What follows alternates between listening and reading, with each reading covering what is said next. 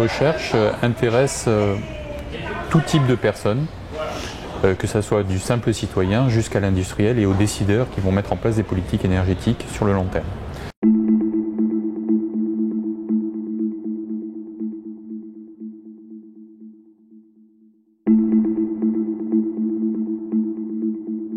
Nous travaillons entre l'observation des ressources énergétiques renouvelables et les impacts environnementaux des usages de l'énergie et des filières énergétiques.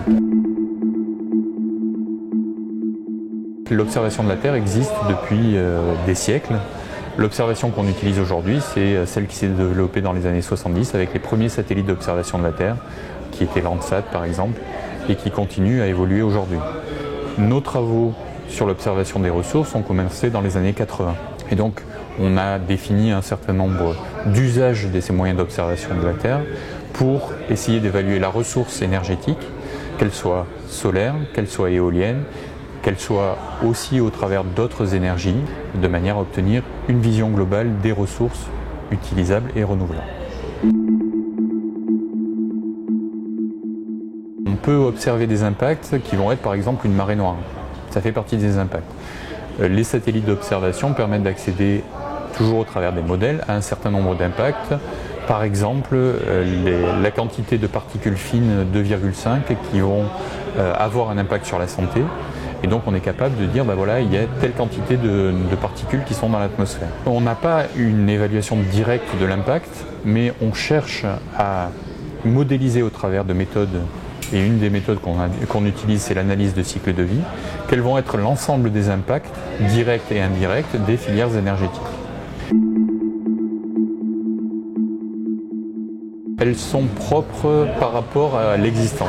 Ce que le plus grand public connaît, ce sont les impacts directs. Le flux de fumée qui sort d'une usine de production d'énergie basée sur du charbon. Ça, c'est quelque chose que tout le monde comprend. Maintenant, on oublie souvent dans les impacts toute la construction de la centrale ou du système qu'on est en train d'étudier et son démantèlement. Les approches d'analyse de cycle de vie visent à évaluer l'impact d'un système entre son début, la façon dont on va le construire, et sa mort.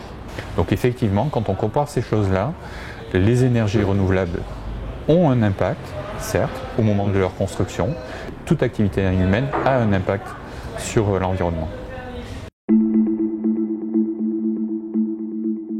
Nos recherches intéressent tout type de personnes, que ce soit du simple citoyen jusqu'à l'industriel et aux décideurs qui vont mettre en place des politiques énergétiques sur le long terme.